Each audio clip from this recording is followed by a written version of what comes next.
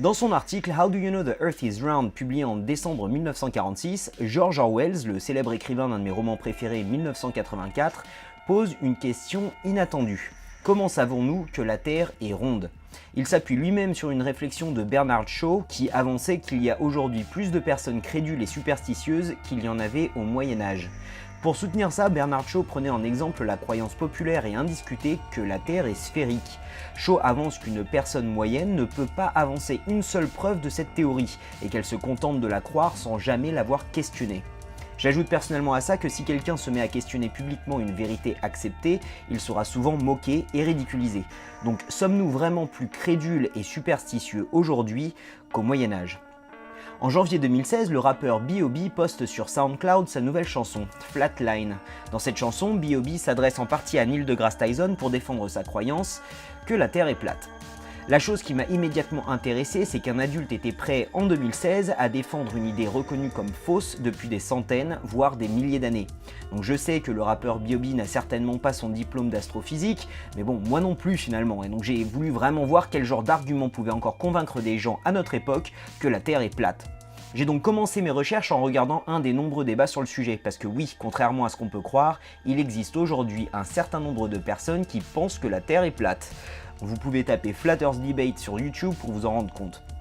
Honnêtement, je m'attendais à trouver un sujet stupide et sans profondeur, mais je me suis trompé. Ce sujet est pour le moins intéressant. Beaucoup d'arguments n'étaient pas aussi mauvais que ce à quoi je m'attendais, et ça m'a fait réaliser, comme Shaw l'avait prédit, que je n'avais pas vraiment d'arguments pour soutenir ma croyance, à part celle que j'acceptais d'une autorité ou d'une autre. J'ai donc décidé de faire deux vidéos sur le sujet, une pour soutenir que la Terre est plate, et une pour vraiment peser le pour et le contre.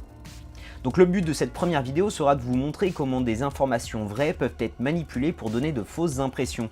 Et le but de la deuxième vidéo sera de montrer comment des observations que nous pouvons faire par nous-mêmes peuvent nous permettre de trier le vrai du faux, sans avoir nécessairement à croire une autorité ou une autre, juste en utilisant nos observations et un peu de logique.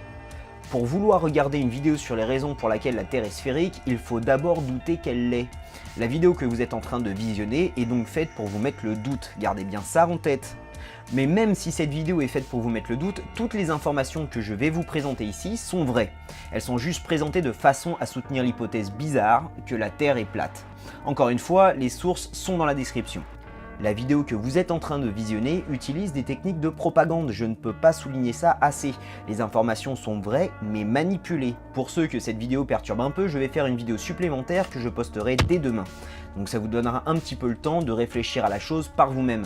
Je la mettrai en lien à la fin de cette vidéo et aussi dans la description pour clarifier les informations présentes dans cette vidéo-ci. Mais pour le moment, jette la gravité en l'air parce qu'aujourd'hui nous allons voir le top 5 des raisons pour lesquelles la Terre est plate. Numéro 5, le Belford Level Experiment.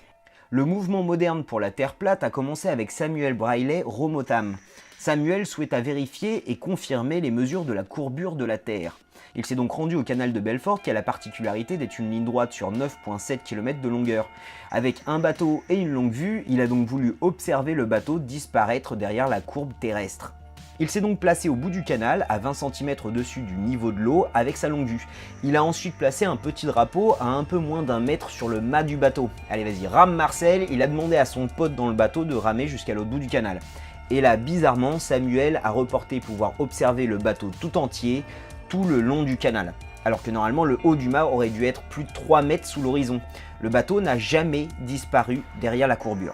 Après avoir reproduit ses expériences sur plusieurs années, il finit par publier un livre en 1865 qu'il intitule « La Terre n'est pas un globe ». Et ce n'est pas le seul cas de choses qui devraient être cachées derrière la courbure et qui ne le sont pas. Plus récemment, une photo de Joshua Nowicki a été prise en exemple maintes fois pour la même raison. Cette photo a été prise depuis le Grand Mare State Park et l'étendue d'eau que nous pouvons voir est le lac Michigan. Et nous pouvons aussi voir, c'est ça qui est intéressant, les gratte-ciel de Chicago de l'autre côté. Donc tout va bien. Sauf que non, rien ne va plus. Chicago est à plus de 90 km de l'endroit où la photo a été prise. En reprenant notre graphique de la courbure de la Terre, Chicago devrait être à plus de 700 mètres sous l'horizon. La plus grande tour de Chicago, la Willis Tower que nous pouvons voir ici, ne fait que 442 mètres de hauteur. Donc le haut de la Willis Tower devrait normalement être à plus de 250 mètres en dessous de la courbure terrestre. Et la photo de Joshua Nowicki et les expériences de Robotham sont loin d'être les seuls exemples de choses qui devraient être cachées par la courbure, mais qui ne le sont pas. Numéro 4, l'horizon est plat. Vous avez déjà dû remarquer que l'horizon est complètement plat. Si vous avez déjà été en pleine mer, vous avez pu observer un horizon plat à 360 degrés autour de vous. C'est un argument qui revient encore et encore dans les vidéos sur la Terre plate. Et c'est vrai, on ne peut pas observer la courbure terrestre, qu'on soit sur la mer, en haut d'une montagne, ou même depuis un avion de ligne. Donc je sais qu'il existe beaucoup de photos prises de l'espace par la NASA par exemple, et vous imaginez bien que ces photos ne sont pas recevables pour ce qu'on essaye de faire aujourd'hui. Prenons la célèbre photo du Blue Marble postée sur le site de la NASA. Vous pouvez voir que cette photo a été retouchée. Il y a clairement des copier-coller de nuages sur cette photo. Donc j'expliquerai ça un petit peu plus en détail dans la vidéo qui sera donnée en lien dans la description, mais pour le moment nous allons dire que si la Terre est plate, on se met d'accord qu'on nous a menti depuis notre plus tendre enfance. Et donc on va éviter les sources venant d'organisations gouvernementales. Il y a eu par contre beaucoup de groupes amateurs qui ont envoyé des ballons aussi haut que possible avec des caméras attachées dessus et qui ont posté les vidéos sur YouTube. Le problème avec ce genre de vidéos, c'est qu'ils utilisent tous des caméras dans le style GoPro qui ont des objectifs fisheye qui déforment les images. L'horizon a donc quasiment toujours l'air courbé, de façon convexe ou concave selon la position de la caméra. Ces images ne peuvent donc pas être utilisées comme preuve de quoi que ce soit. Numéro 3, les calculs d'Ératosthène. En regardant toutes ces photos et ces descriptions de choses qui devraient être cachées sous l'horizon mais qui ne le sont pas, je me suis rappelé d'Ératosthène. Ératosthène avait pu mesurer la circonférence de la Terre de façon purement mathématique plus de 200 ans avant JC. Vous avez sûrement déjà entendu l'histoire, mais si ce n'est pas le cas, je vous invite une nouvelle fois à regarder la chaîne d'Y Penser, il a fait une super vidéo sur le sujet. Ératosthène a estimé la circonférence de la Terre à environ 39 375 km, ce qui n'est pas loin des 40 007 km estimés aujourd'hui. Donc juste un moment, on va diviser 40 007 km par 24 heures pour obtenir la vitesse de rotation d'une Terre sphérique et on obtient 1667 km par heure environ. Donc je veux juste prendre une petite seconde parce que quand on pense à des grandes vitesses, on a du mal à bien visualiser la chose. À l'équateur, la Terre tourne à 1667 km par heure. C'est plus vite que la vitesse du son, qui est à 1235 km par heure environ. Donc je ne m'attarde pas là-dessus dans cette vidéo, encore une fois, le lien est dans la description. La chose importante pour nous dans cette histoire est le fait qu'Ératosthène partait du principe que la Terre était sphérique. Donc ces calculs ne prouvent pas que la Terre est sphérique, mais plutôt ils nous donnent la circonférence de la Terre si on part du principe qu'elle est sphérique. Ces observations et ces calculs restent corrects si la Terre est plate, mais dans ce cas-là, ces calculs ne nous donnent plus la circonférence d'une Terre sphérique, mais la distance du Soleil par rapport à une Terre plate. En partant de l'idée que la Terre est plate, le Soleil devrait être à un peu plus de 3200 km au-dessus de nous seulement, et donc ça voudrait dire qu'il est vachement plus petit aussi. Ce qui est marrant aussi, c'est qu'on a tous pu observer ce qu'on appelle les rayons crépusculaires. C'est une réflexion que je m'étais déjà faite personnellement quand j'étais plus jeune. Si tous les rayons solaires arrivent sur Terre parallèlement les uns aux autres, comment ça se fait que je puisse observer une chose comme ça? Numéro 2, les voyages aériens bizarres. Une histoire qui date du 13 octobre 2015 est tout à fait intéressante. Une femme enceinte a pris l'avion de Taïwan pour Los Angeles. 6 heures après le décollage de l'avion, elle eut des contractions et donna naissance à sa fille à l'aide d'un médecin à bord. Donc très bien, maintenant qu'est-ce que ça a à voir avec la Terre plate? Bah écoutez, dès que cette femme commença à avoir des contractions, le pilote de l'avion demanda l'autorisation d'atterrir d'urgence sur l'aéroport de Ted Stevens Anchorage, en Alaska. Un avion qui va de Taïwan à Los Angeles atterrit d'urgence en Alaska? Pourtant, ils ont quand même un aéroport à Hawaï. Ok, va falloir rentrer un petit peu plus dans les détails. À quoi ressemble la Terre plate? La Terre serait donc ronde mais plate, et c'est pour ça que j'ai bien fait attention d'utiliser le mot sphère quand c'était nécessaire jusqu'ici. Le pôle Nord, par exemple, est au centre de la Terre plate. Donc pour faire simple, le modèle de la Terre plate ressemble au drapeau de l'ONU, ou au drapeau de l'Organisation météorologique mondiale, ou aussi au drapeau de l'Organisation maritime internationale. Enfin, pas mal de drapeaux, quoi.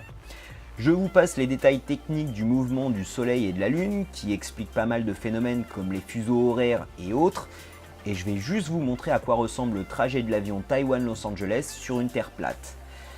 Voilà ce que ça donne. Numéro 1, les pôles. Donc pour en finir avec ce top, parlons rapidement des pôles. Donc le pôle Nord est au centre de la carte comme je vous l'ai dit avant, et le pôle Sud entoure la Terre plate. Le pôle nord magnétique de la Terre reste le même, ce qui peut expliquer que les boussoles pointent vers le nord constamment.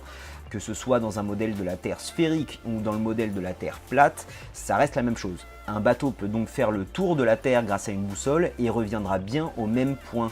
Ce qui explique que des courses comme le Vendée Globe par exemple sont tout aussi possibles avec le modèle du globe que celui de la Terre plate. Donc qu'y a-t-il au-delà du pôle sud? On ne sait pas. Une étendue infinie de glace peut-être, ou peut-être autre chose.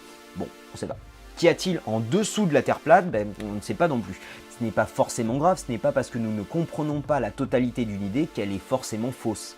Donc maintenant, vous pouvez voir que dans le monde de la Terre plate, le pôle sud entoure le monde. Donc ça fait du pôle sud un endroit particulièrement intéressant. Donc on peut comprendre que le pôle sud a intrigué un grand nombre d'explorateurs, notamment l'amiral Byrd qui a fait 3 expéditions en Antarctique avant la Seconde Guerre mondiale. Il déclare que l'Antarctique est bien différent du pôle Nord, étant donné des froids encore plus extrêmes et le mur de glace de plusieurs dizaines de mètres de hauteur qui rend l'accès compliqué. Après la Seconde Guerre mondiale, l'amiral Byrd retourne une nouvelle fois au pôle Sud pendant l'opération High Jump. L'opération par contre n'est plus une petite expédition scientifique mais cette fois une opération militaire d'envergure. 13 bateaux de guerre, 6 hélicoptères, 2 hydravions et 15 autres avions pour un total de plus de 4000 hommes de l'armée américaine sont cette fois envoyés pour explorer l'Antarctique. A son retour, l'amiral Byrd donne des interviews radio et télévisées pour expliquer ce qu'ils ont trouvé. Il déclare que le pôle sud regorge de ressources naturelles. Il part d'une énorme quantité de charbon, mais aussi de pétrole et d'uranium. L'opération High Jump est par la suite suivie de l'opération Deep Freeze en 1955, qui installera une présence permanente des forces militaires américaines en Antarctique. Donc 3 ans après la fin de cette opération, le traité sur l'Antarctique est signé par 12 pays dont les États-Unis, la France, le Royaume-Uni et la Russie, un traité qui vise à protéger le territoire. Certains endroits sont ouverts au tourisme mais de façon contrôlée et encadrée militairement. Les expéditions indépendantes sont découragées et doivent donner leur itinéraire ainsi que sécuriser un permis avant leur départ. Donc voilà pour Stop. Maintenant que vous avez vu toutes ces informations, il est important de pouvoir faire le tri. Comme je vous l'ai dit au début de la vidéo, toutes les informations et les images que je vous ai montrées ont été manipulées d'une façon ou d'une autre pour soutenir la thèse de la Terre plate. Donc je vais poster dès demain une vidéo pour en gros débunker, mettre les choses à leur place, même si les informations étaient vraies, ça va vous montrer un peu comment des informations vraies peuvent être manipulées pour soutenir une cause ou une autre. La semaine prochaine, nous allons regarder comment nous pouvons nous faire une idée sur la forme de notre planète par nous-mêmes. Nous verrons donc le top 5 des raisons pour lesquelles la Terre n'est pas plate. N'hésitez pas à vous abonner et cliquer sur la petite cloche si vous avez envie d'être notifié de toutes les vidéos qui vont sortir par la suite. C'est vrai que j'ai pas posté depuis longtemps et si vous voulez je ferai une vidéo pour expliquer un petit peu tout ça. Donc dites-moi si vous avez envie d'entendre pourquoi ou pas, c'est à vous de voir.